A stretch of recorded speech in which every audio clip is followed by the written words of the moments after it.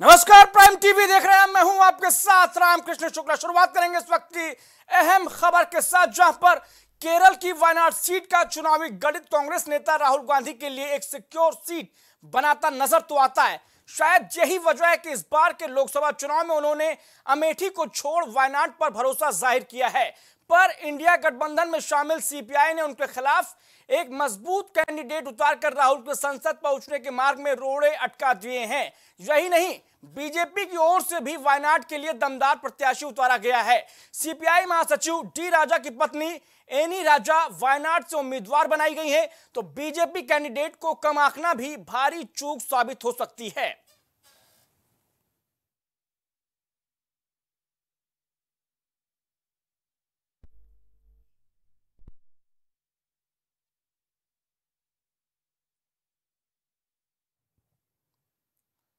तो देखिए, वायनाड की मुश्किल है डगर, और यहां पर देखिए किस तरीके से कांग्रेस के युवराज को दोहरी चुनौती का सामना करना पड़ सकता है।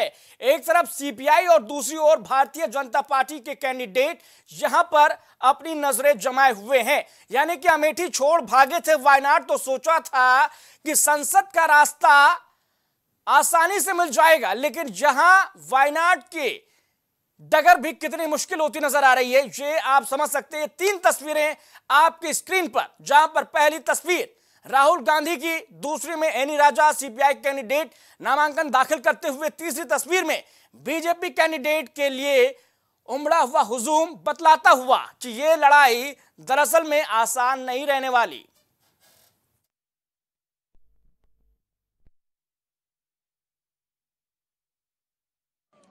मैं कांग्रेस पार्टी से पूछना चाहती हूँ कि सत्ता का इतना लालच क्यों?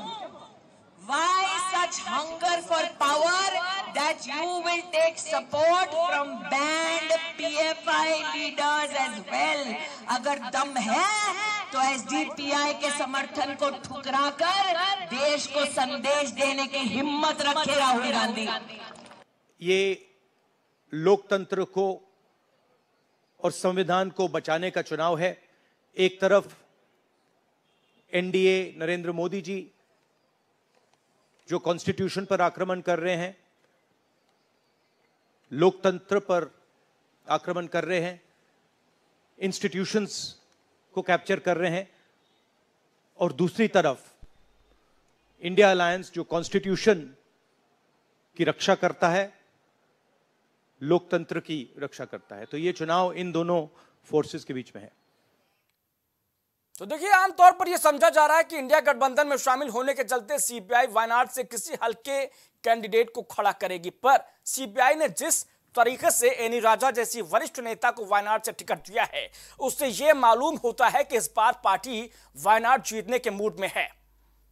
और दरअसल केरल में जब तक बीजेपी मजबूत नहीं थी, तब तक हिंदू वोट कांग्रेस को मिलते रहे हैं। इस बार के लोकसभा चुनाव में सीपीआई ने शुरू से ही कांग्रेस को केरल में एंटी मुस्लिम बनाकर पेश किया है। यही वजह है कि सीपीआई ने सीएए और मुस्लिम लीग के झंडे को मुद्दा बना दिया। राहुल गांधी की मुश्किल यह है कि इस बार बीजेपी ने बहुत तगड़ा उम्मीदवार खड़ा किया है। सुरेंद्रन केरल में कई बार चुनाव लड़ चुके हैं। पिछली बार मात्र कुछ वोटों से विधायक बनने से वो चूक गए थे। अगर हिंदू वोट बढ़ते हैं तो मुस्लिम वोट सीपीआई के साथ जाते हैं, तो राहुल के हाथ यहां वायनाड निकल सकता है।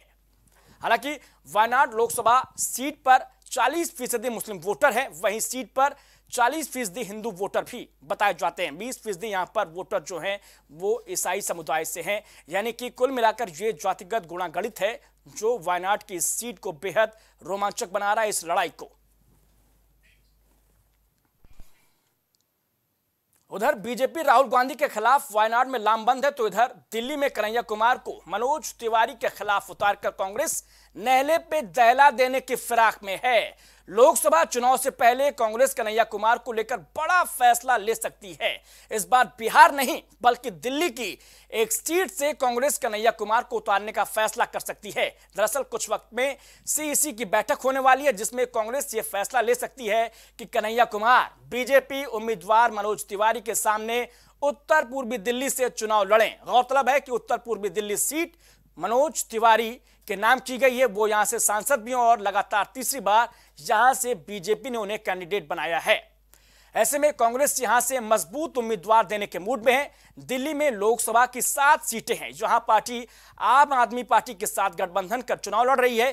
कांग्रेस से समझौते के तहत 3 सीटों पर चुनाव लड़ रही है। हालांकि उसने अब तक उम्मीदवारों की घोषणा नहीं की है।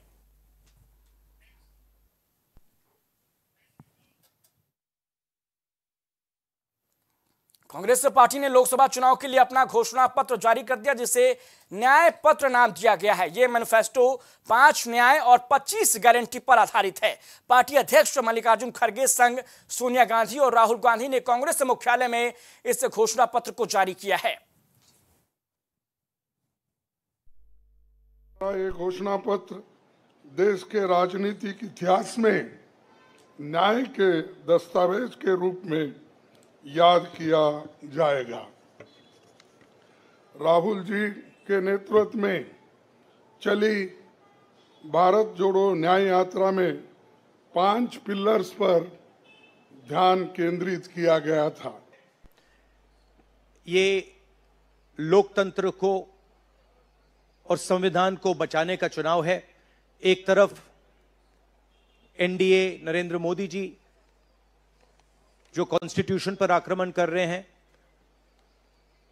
लोकतंत्र पर आक्रमण कर रहे हैं, इंस्टीट्यूशंस को कैप्चर कर रहे हैं, और दूसरी तरफ इंडिया अलायंस जो कॉन्स्टिट्यूशन की रक्षा करता है, लोकतंत्र की रक्षा करता है। तो ये चुनाव इन दोनों फोर्सेस के बीच में है। परंतु मैं ये बताना चाहता हूं कि जितनी भी बातें उन्होंने कहने का प्रयास किया, तो मैं 2-3 तथ्य आपके सामने रख देता हूं।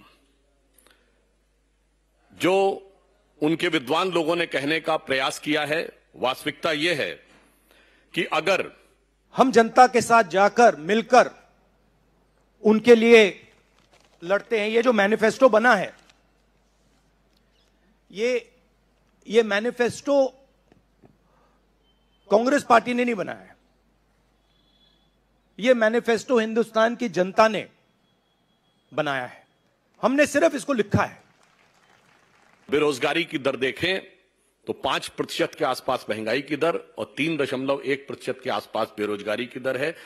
मैं कांग्रेस के लोगों को ध्यान दिलाना चाहता हूं, पिछले 50 साल में, in the last 50 years, the years which are having the lowest rate of inflation, 2017 3.33, 2019 3.73, 2004 3.77, 2001 3.78, 2003 3.81, 2018 3.94, 2000 4%, 2005 4.2% और इस समय 5%।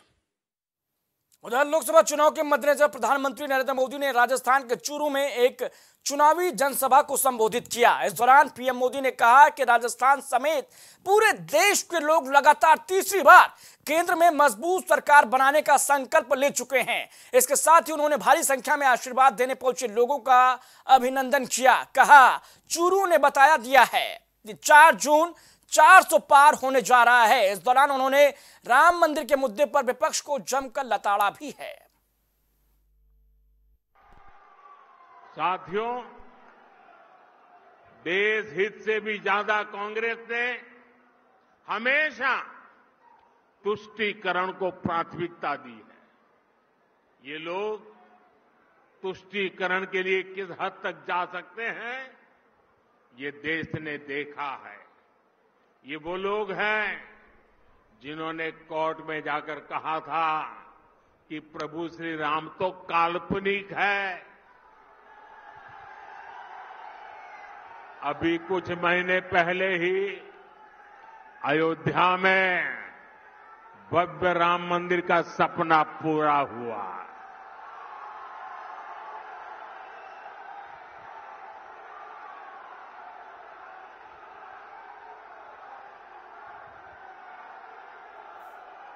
पूरा देश प्राण प्रतिष्ठा का उत्सव मना रहा था,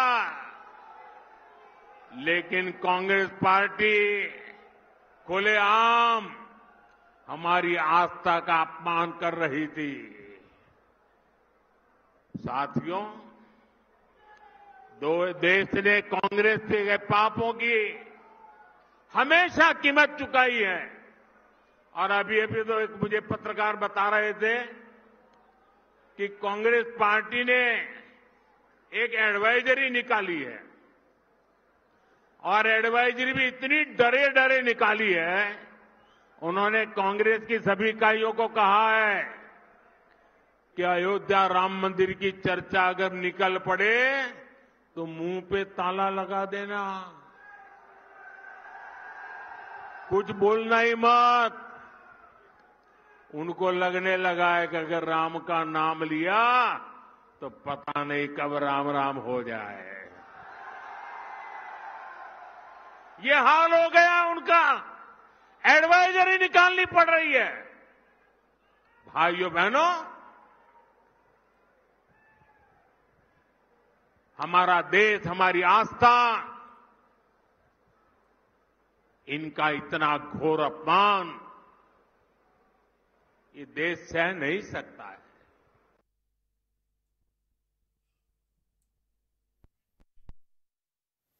उधर यूपी के मुखिया योगी आदित्यनाथ बागपत और अलीगढ़ के दौरे पर है। बागपत में जवानों ने चौधरी चरण सिंह के बहाने किसानों पर फोकस किया, तो वहीं अलीगढ़ में अपराधी और इंडिया अलायंस पर जमकर हमला बोला। था इस अलीगढ़ में हार्डवेयर के लिए जो जाना जाता था, इनके पास हुनर था, लेकिन इसे सम्मान मिलकर के भारत की रक्षा सेवाओं की आवश्यकताओं की पूर्ति का माध्यम अलीगढ़ बनेगा। डिफेंस कॉरिडोर का एक नोड अलीगढ़ में बनेगा। ये एक सपना था, आज हकीकत है। और अलीगढ़ में एक विश्वविद्यालय भी बनेगा। राजा महेंद्र प्रताप सिंह जी के नाम पर विश्वविद्यालय बनेगा। लेकिन आज हकीकत है बहनों और भाइयों, हकीकत है। और यही नहीं, श्रमिकों के बच्चों के लिए आपको देखना है, श्रमिक और अनाथ बच्चों के लिए कैसा स्कूल चाहिए। अटल आवासीय विद्यालय यहीं बना है, मैं भी देख रहा था ऊपर से। और मैं चाहूंगा एक बार जाके जरूर देखिए। हम उत्तर प्रदेश को और देश को कहां ले जाना चाहते हैं। आप देखिए कैसे यहां पर अटल आवासीय विद्यालय है और राजा महेंद्र प्रताप विश्वविद्यालय आपका इसी अलीगढ़ में बन रहा है। उसकी बिल्डिंग को जाकर के देखिए किस प्रकार का वर्ल्ड क्लास इंफ्रास्ट्रक्चर दिया जा रहा है आप अलीगढ़ वासियों को। इस बार हमारे लिए ये चुनाव और भी महत्व का हो जाता है, क्योंकि पहली बार किसानों के मसीहा के रूप में चौधरी चरण सिंह जी को भारत का सर्वोच्च नागरिक सम्मान भारत रत्न प्राप्त हुआ है। चौधरी साहब को यह सम्मान प्राप्त होना न केवल कोटि कोटि अन्नदाता किसानों का सम्मान है, बल्कि हम सब उत्तर प्रदेश वासियों का गौरव भी है।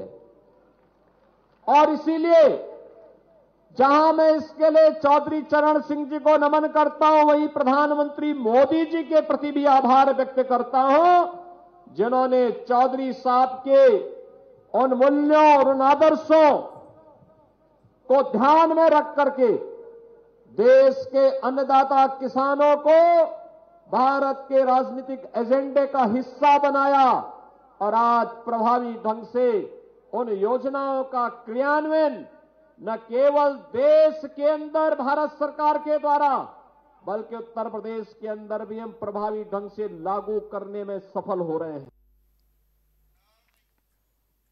यूपी के काबीना मंत्री ओपी राजभर के बेटे का अरविंद राजभर का हाल ही में एक वीडियो वायरल हुआ है, जिसे लेकर यह दावा किया गया है कि यूपी के डिप्टी सीएम ब्रजेश पाठक उनसे माफी मंगवा रहे हैं। अब अरविंद राजभर ने इस वीडियो को लेकर सफाई दी है और कहा है कि वो देवतुल्य कार्यकर्ताओं से आशीर्वाद ले रहे थे। पहले ये वीडियो देखिए, उसके बाद सफाई भी सुनिए।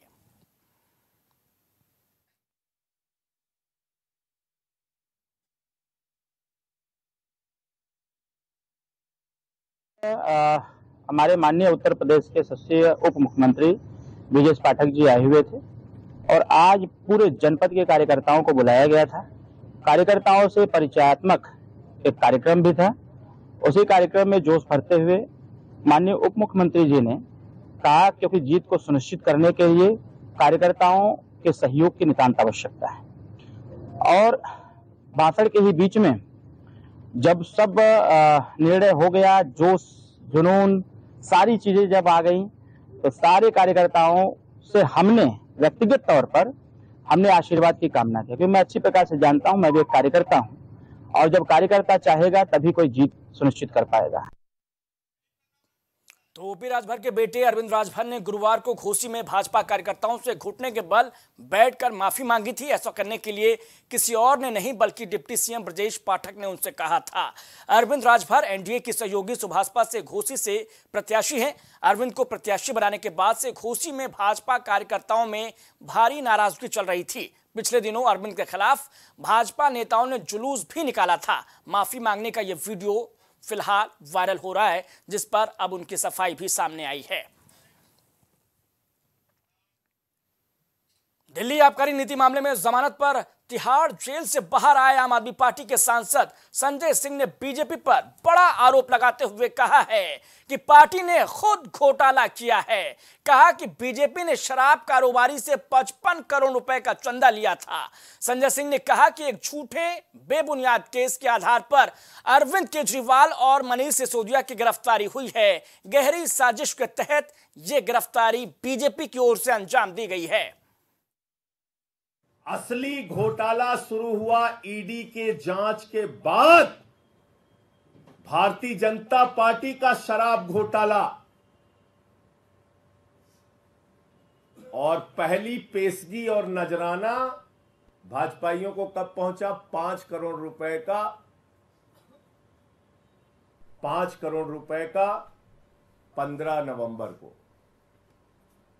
पहली पेशगी और नजराना 5 करोड़ का पहुंचा और कुल 55 करोड़ रुपए की रिश्वत, जिसको किंग पिन बताते थे, किंग पिन शरद रेड्डी, उस किंग पिन ने 55 करोड़ रुपए की रिश्वत भारतीय जनता पार्टी को दी। 55 करोड़ रुपए की। सुप्रीम कोर्ट ने उत्तर प्रदेश के 25,000 मदरसों के 17 लाख छात्रों को बड़ी राहत दी है। कोर्ट ने यूपी मदरसा एक्ट 2004 मामले में इलाहाबाद हाई कोर्ट के फैसले पर फिलहाल के लिए रोक लगा दी है। सर्वोच्च न्यायालय ने इलाहाबाद हाई कोर्ट के उस फैसले पर अंतरिम रोक लगाई है जिसमें इस एक्ट को असंवैधानिक करार दिया गया था। साथ ही कोर्ट ने पक्षकारों यानी मदरसा बोर्ड, यूपी सरकार और केंद्र सरकार को नोटिस देते हुए 30 जून 2024 तक जवाब मांगा है।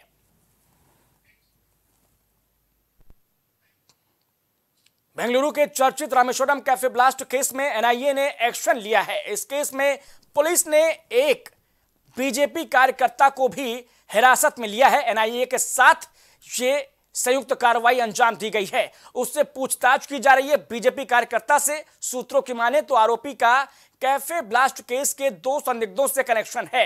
एनआईए ने भाजपा कार्यकर्ता साईं प्रसाद को फिलहाल हिरासत में लिया है। साईं प्रसाद को एनआईए पूछताछ के लिए अपने साथ ले गई है। बता दें कि 1 मार्च को बेंगलुरु के रामेश्वरम कैफे में ब्लास्ट हुआ था और इस धमाके में 9 लोग घायल हुए थे। पुलिस सूत्रों ने कहा था कि कैफे में टाइमर बम का इस्तेमाल कर आईईडी बम धमाका किया गया था।